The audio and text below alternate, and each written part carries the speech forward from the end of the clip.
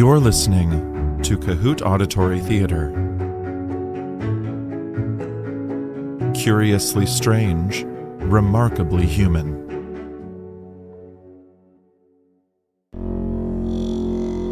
Episode 4.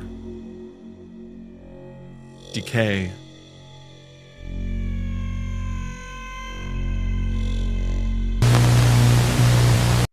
911, what is the nature of your emergency? Dan?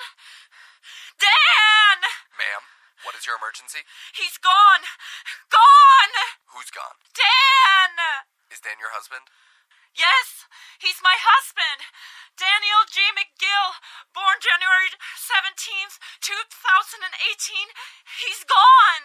And what is your name? Harriet McGill. Okay, Miss McGill, how long has Dan been missing? He's not missing. He's gone! When was the last time you saw your husband, Miss McGill? 2 minutes ago. I was in the kitchen. I was prepping a ready meals and... What happened? He finally did it.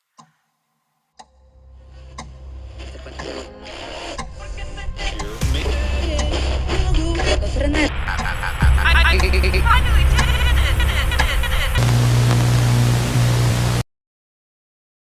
I did it.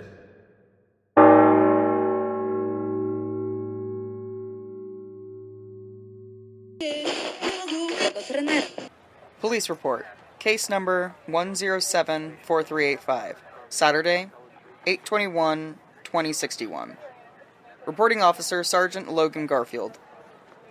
Incident, missing person report. I was dispatched to 10403 Century Drive at approximately 11:42 p.m. to respond to a missing persons report. I made contact with Miss Harriet McGill, who was in a state of emotional distress on her front lawn. After assessing the situation and calming Miss McGill to the point where she was able to make a statement, I was able to gather information about the missing person. Miss McGill had dialed 911 at approximately 11:35 p.m. that evening to report that her husband, Dan McGill, had gone missing. Miss McGill proceeded to explain that her husband had been hard at work in his basement office earlier in the evening and had finally done it. At approximately 10:42 p.m., Miss McGill explained that she had felt what she described as an earthquake coming from the basement and had gone to investigate further. Upon reaching the door of Mr. McGill's home office in the basement, she witnessed a blinding light that emanated from around the door frame, which grew in intensity until suddenly ceasing. At that point, the earthquake had also subsided. Miss McGill then explained that Mr. McGill kept his office door locked while working in order to keep their border collie from opening the door, so she had to break down his office door with a brass bust statue. After searching his home office, she could find no evidence of her husband and called the police. Along with my partner, Officer Brady Leach, I proceeded to investigate Mr. McGill's home office. Upon first glance, the only entry-exit point of the office was the door that Miss McGill had broken down. There are no windows, ventilation points, or other egress points. After approximately 30 minutes, I called for a forensic team and police drones to secure the crime scene. Dr. McGill was a scientist, of what variety I cannot say, as the nature of his instruments and notes were beyond my understanding.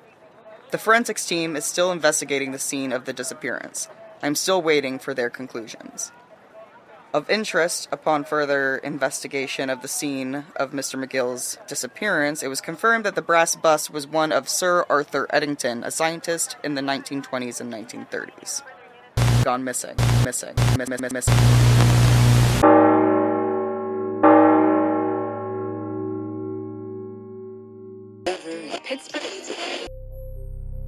You're listening to Big Ideas, Science for the People. Today is Sunday, July 10th, 2061. We've got a real treat for you today. A rebroadcast of Dr. Dan McGill's thesis on time, Breaking the Arrow. Enjoy.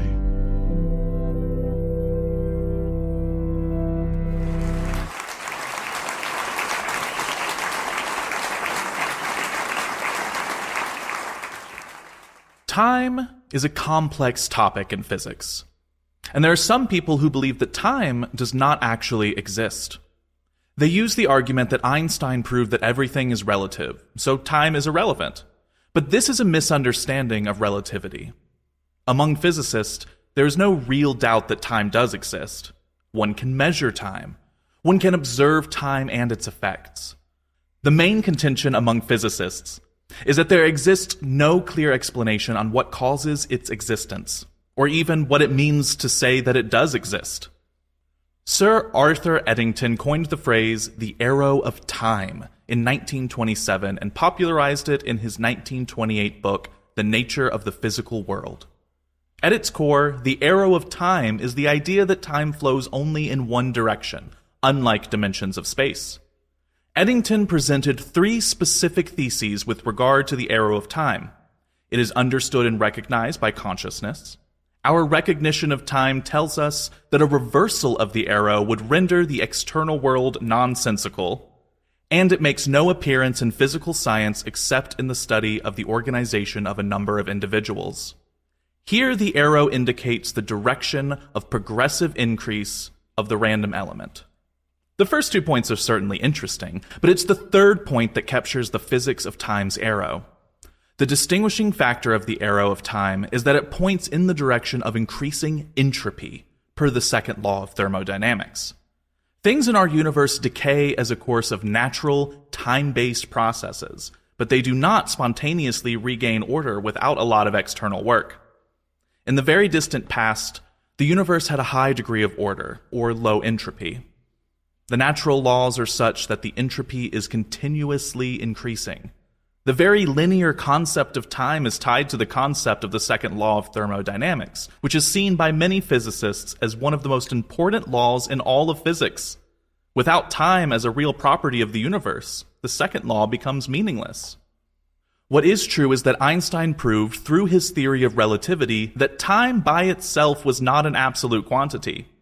Rather, time and space are united in a very precise way to form space-time, and this space-time is an absolute measure that can be used, again, in a very precise mathematical way, to determine how different physical processes in different locations interact with each other.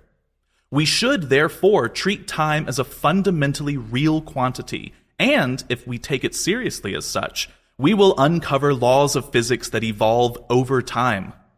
I will now discuss how space-time can be harnessed in such a way where we can change our very state of existence. Here you can see that we...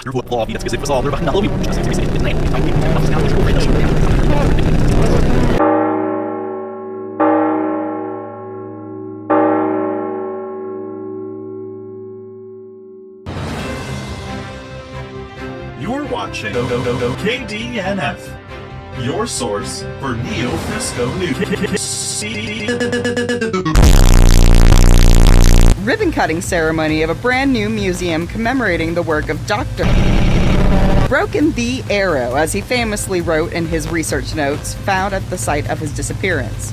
Nearly 300 years ago, in the midst of the global climate crisis of the 21st century, he inadvertently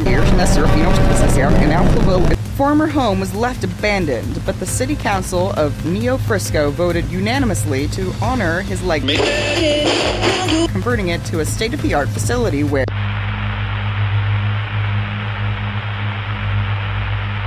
can learn about time dilation and how humanity has since learned to harness the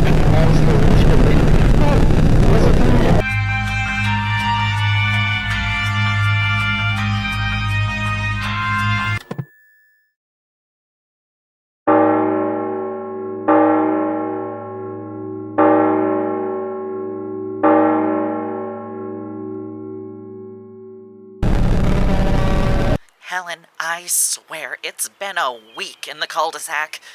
Kurt threw out his back again on the push mower. Yes, again. I told him, what's the point of having a riding lawnmower if you don't use it? He says to me, Lorraine, I can't do the edging with the riding mower. I have to use the push mower. I says to him, Kurt, you're 125 years old. Just get one of the neighbor kids to do it. He then brings up the time 40 years ago that he hired Bob and Linda's boy to do the weed whacking. Yes, that's when he had the colonoscopy. Right, he said he was in too much pain to do the weeding. Yeah, right. But anyway, the kid whacked the daffodils on accident. I keep telling him it's about time we downsized. Now that Kim and Junior are out of the house. That's right. Junior said that he wanted to move away from the Bay Area. The constant flooding was getting too much for him. Too expensive, too many carpets ruined. I think we're going to wait another year or two. As much as Kurt complains about it, I think he really does enjoy the yard work. I personally am putting us in the lottery for the Sky Cruise. Yes, think about it. Retiring on a luxury airliner, not having to deal with the yard work and the smog. Oh, you'll never believe what happened on Tuesday. You remember Dan and Harriet from our St. Patrick's Day party? Well, I woke up around midnight on Tuesday, and there was at least half a dozen police drones at their house. I thought to myself, oh gosh, did someone break in? We haven't had an issue with burglars in at least 8 years since the Collins' recycler system was stolen. But no, it wasn't a break-in. Dan is missing. No, there's no suspicion of foul play. Poor Harriet, sweet gal. I heard from Veronica that Harriet was the one who reported him missing. You know the weird earthquake I told you about? That came from Dan and Harriet's house, right before he went missing. Oh, Harriet is so sweet. I feel for her so much. Yes, that's right. He's a scientist. A theoretical physicist. Whatever the hell that means. Veronica swears he opened a portal to another dimension in their house. But I told her, I said, Vern, you've been watching too many Star Trek reruns. Anywho, it's been a few days and nobody's seen no hide nor hair of Dan. Between you and me, I think he ran off. Oh, hush, you know you're thinking it too. Oh, poor Harriet. She's probably thinking to herself, what did I do wrong? And falling down a spiral of anxiety. Oh, I think I might bring her a casserole later. Is no Store-bought blue cheese dressing for dipping, of course, because you have to have that for buffalo anything, right?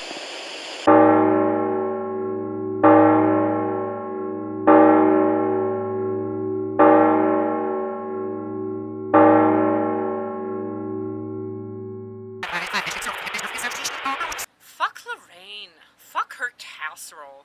She was looking around the house like she was some Sherlock Holmes trying to solve a case. Or like she had just bought a ticket for a freak show. There we go. It's recording. Miss McGill, I understand it can be frustrating, especially given the close-knit nature of your neighborhood. But I need you to keep trying. The only way we can begin to figure this out is if you try to recall any and all interactions you had with those outside of your household. Why? Nobody else was involved. Dan was working on a project at home. He was experimenting with space-time. That's what he told me. I understand that's what he told you, but our forensic team hasn't found any evidence that... My husband is a world-renowned theoretical physicist. I'm telling you, he's gone. He wasn't kidnapped. He wasn't murdered. He's gone. Your forensic scientists aren't going to find any evidence of anything. Miss McGill, there's no way your husband was able to vanish without a trace. It's simply not possible. We know there was no forced entry into your husband's office, or into your home for that matter. The only people who could have gained access to your husband would be people that he trusted. Or you. You think I had something to do with it? You tell me, Harriet. I know your relationship with your husband was strained over the last few years. Well, yes, but that was because of his work. I've already told you that. But he's my husband. I love him. He was deep in his work. Almost to the point of, how did you put it, obsession? Yes? You understand how far-fetched your story is, right? Far-fetched, but not impossible. What did you do to your husband, Miss McGill? I'd like to speak to my lawyer. You know that a lawyer isn't going to save you from the truth. I'd like to speak to my lawyer. God damn it.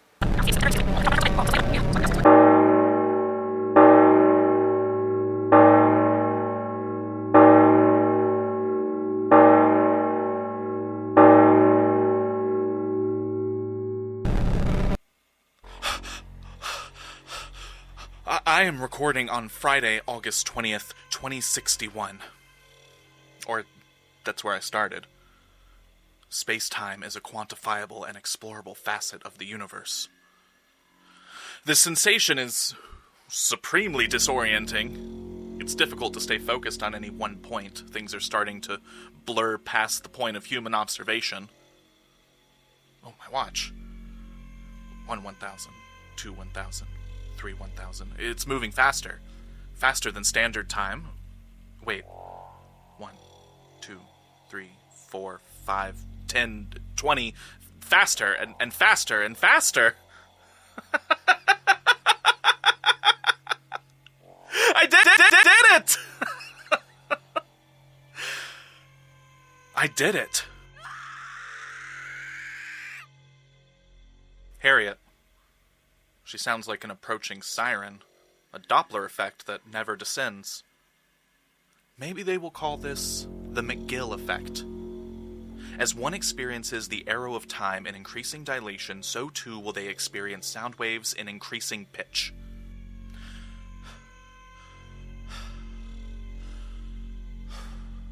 In the living room now, the increasing oscillation of the lights from the squad cars is blindingly rapid. Red, blue, red, blue, red, blue.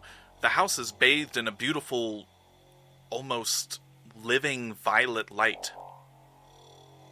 After 2 decades of backbreaking work, countless hours spent in university laboratories, and sleepless nights hunched over thousands upon thousands of equations on laptops, notebooks, and cafe napkins, I have discovered the mechanism by which mankind can transcend our limited experiences of time and space.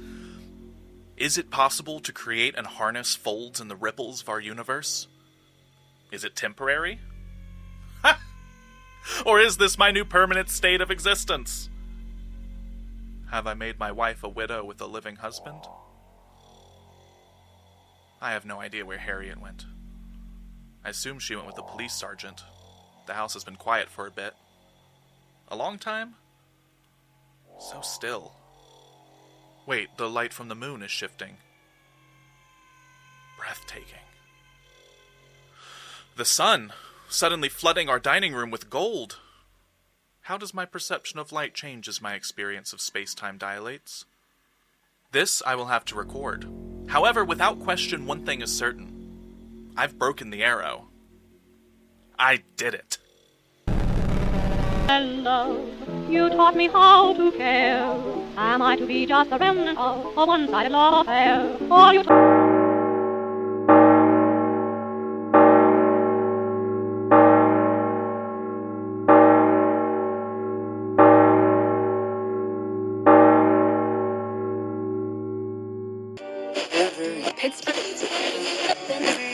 About to deliver his closing statement. The prosecution has made a pretty substantial case despite there being no body. Defense attorney Toby Faulkner has his work cut out for him. Let's tune in. Your Honor, ladies and gentlemen of the jury, what you have witnessed over the last few weeks is a tragedy, plain and simple. A career-obsessed husband, a woman who tried desperately to save her relationship, and the consequences of a mad scientist's own actions. You've seen the evidence, or lack thereof. There was no kidnapping, there was no murder. Dr. Daniel McGill disappeared. Yes, it sounds unbelievable, but time and time again, we have seen the impossible become possible. Our scientific progress as a society over the last century is almost unfathomable. We have interconnected the world with the internet. We have not only decoded the human genome, we have replicated it. We have created consciousness out of dead metal and plastic, and we have learned the secrets of gene therapy, extending human life to what used to be several generations. This tragedy is not unprecedented. I ask you to recall Texas versus Fusion Industries. When evidence is presented of scientific breakthroughs, it can change our understanding of what is possible. Dr. McGill has done what was previously impossible. The physics experts that our defense team had testify have demonstrated, without a doubt, that Dr. McGill was successful in his breaking of space-time. So what we have here in court is not a case of homicide. It is a case of unchecked scientific ambition and a woman who was left behind. Thank you. Is no restart.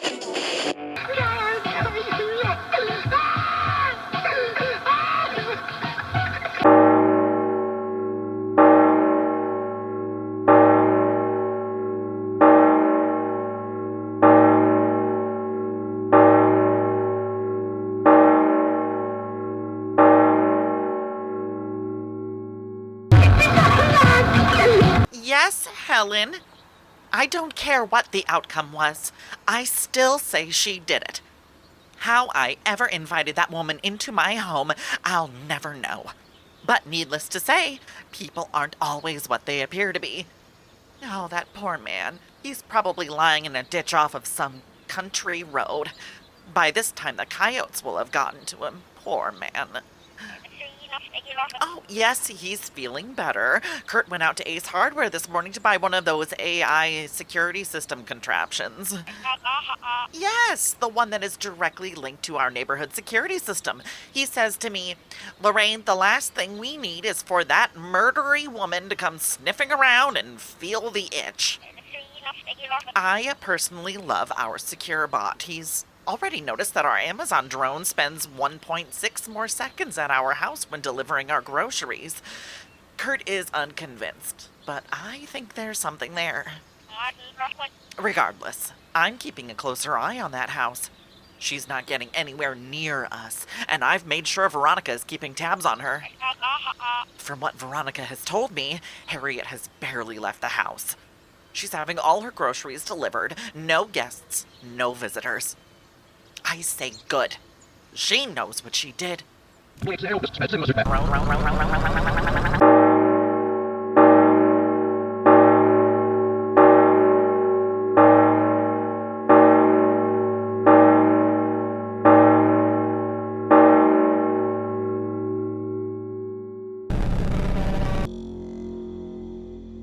At this point, the day-to-night cycle is simply a blur.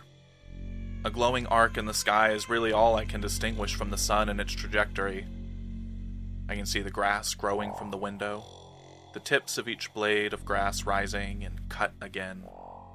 It looks like the lawn is pulsing, vibrating. I'm hungry. I haven't really been able to eat. I need sustenance. I tried to eat earlier. There was a wicker bowl here on the kitchen island. Harriet had gone to the farmer's market only yesterday. Was it yesterday? Yesterday to me, I guess. Apples, oranges, peaches, plums. The pink lady apple resting on top of the varied fruits was a godsend. I could already feel the firm skin of the sweet apple against my teeth and the buzz of excitement from my taste buds. As I lifted the apple to my mouth, I saw brown spots rapidly appearing across its shiny surface, the firm texture of the fruit beginning to soften in my hands. Sickly, rotten, sweet liquid oozing from widening pores in the rapidly decaying fruit. As the pulpy remains of the apple began slipping through my fingers, I knew what this meant. I tried to shove as much of the pungent, rotting apple in my mouth, but no sooner had I tasted it, it disintegrated in my mouth. Gone. In the basket, all that was left was a puddle of rot, bleeding through the gaps in the wicker and stretching across the island. A web of thin, black lines began racing across the countertop. Ants, rapidly collecting sugars for their colony. In a panic, I began tearing through the pantry. I grabbed the first thing I saw, a box of rice-a-roni. After shoving a few mouthfuls of rice in my mouth, I started to gag. I managed to swallow a bit of rice.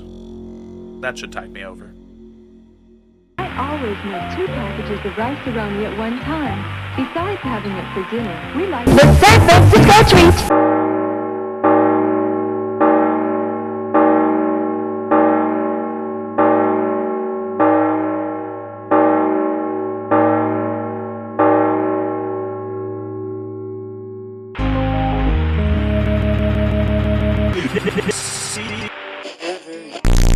Life of Dr. Dan McGill, who infamously disappeared almost exactly 1 year ago today. No signs of foul play were discovered, leaving investigators scratching their heads. Liam Donovan is on the scene with one of the neighbors. Liam, over to you. Thank you, Rebecca. I'm here with Lorraine Sylvester, who lives 2 houses down from the McGill house. Lorraine, what do you make of this situation? I always knew something bad was going to happen. I was talking to my husband, Kurt. He says to me, Lorraine, would you stop freaking out about the McGill lady? And I says to him, I said, Kurt, she's a freak. Probably murdered her poor husband in their godforsaken basement. If you aren't upset by what's going on, then you're not... So sorry to interrupt, but I'm getting word that the investigators have uncovered an audio disc in the McGill household. Initial reports are saying that the recording is from Harriet McGill herself. It has been addressed for Dan. Dan? I have no idea if you're going to hear this or if you're even alive. My therapist says that this message shouldn't be for you. It should be for me. Here it goes. I shouldn't be surprised that this is how things turned out. I always joke with my mom that you were never married to me, you were married to time. I should have known that when you said, "Till death do us part," you were saying that to time itself. I always felt like an accessory, adjacent, never quite fitting into your schedule, never worth the time. But I still loved you. You put me through hell, Dan. Hell. Your mom is a wreck. Your brother and his husband have moved her in with them to take care of her. I think your disappearance had a bigger impact on her than anyone else. I tried to explain it to her, but I've studied your notes, your equipment. After the trial, I had to file a petition for return of property seized by law enforcement to get your equipment back. That was fun. But you really did it. I can't let you have all the fun. I've devoted my entire goddamn existence over this past year learning the equations you've written. I want to know what you're so in love with. I want to break the fucking arrow. So in case you find this, maybe I'll run into you in a few million years, or something.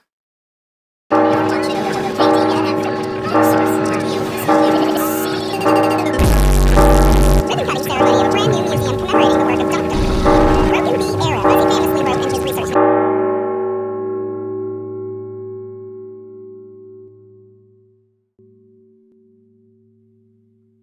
I'm no longer in my home.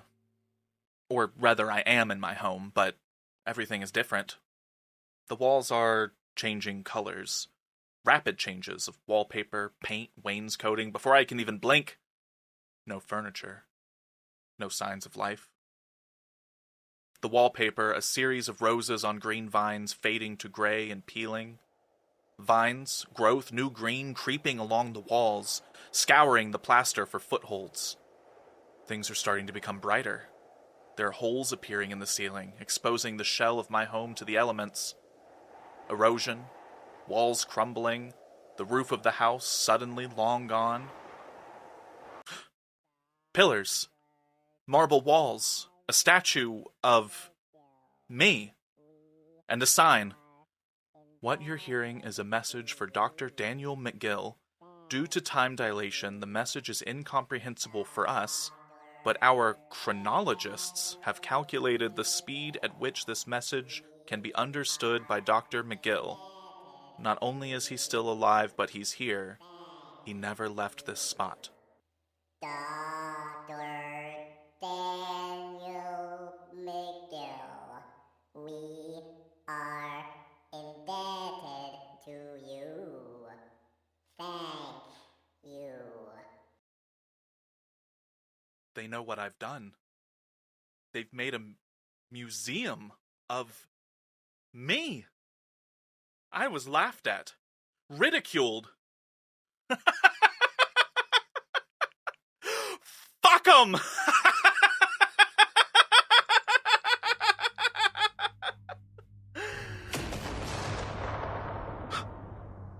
Harriet. Harriet! I'm here, Dan. What the hell is going on? The museum is eroding. A forest, a sea of maples and oaks in the cul-de-sac. Or the remains of the cul-de-sac. Trees rising rapidly, falling, new growth replacing the old. The walls of the building are fading around me, and... Oh!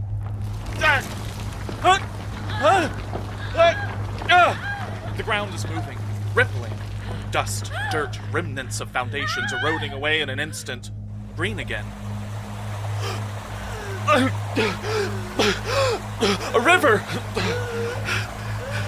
Shifting tectonics of a rapidly aging Earth.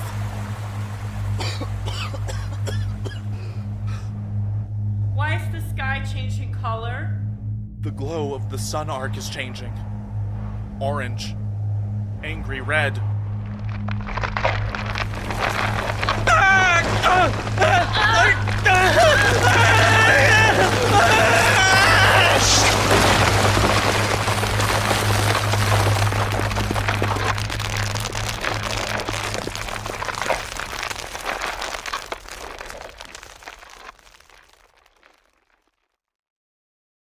Darkness.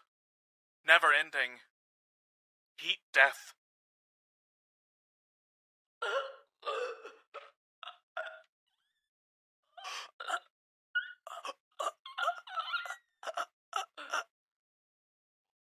I did it.